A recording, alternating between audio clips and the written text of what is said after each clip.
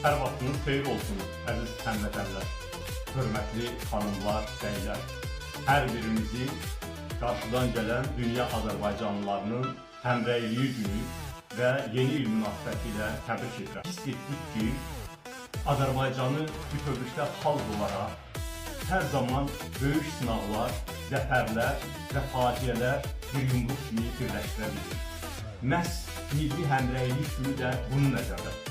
Biz bütün məsələlərdə həmrəy olmaq, eyni mövqedən çıxış etmək məcburiyyətində deyilik.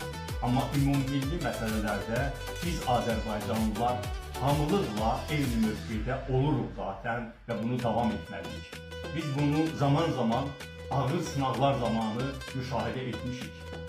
20 yanvar faciəsi də, Xocalı faciəsi də, bizim qazandığımız hərbi zəfərlərlə bizi yumruq kimi millət olaraq birləşdirib və biz sonuncu dəfə həmin o milli birliyi son faciə günlərində bir daha yaşadıq. Mən Allahdan arzu edirəm ki, bizim xalqımıza bundan sonra faciələr nəticəsində acılarımızı paylaşmaq üçün milli birlik yox, sevincimizi, zəfərimizin sevincini paylaşmaq üçün günlər nəsib etsin. Biz yenə də bir olaq. Amma böyük uğurlarımızın, böyük qələbələrimizin, böyük zəfərlərimizin sevincini paylaşmaq üçün bir olaq. Azərbaycana mənsub olmağımızın, eyni millətin övladları olmağımızın qürurunu yaşayaq.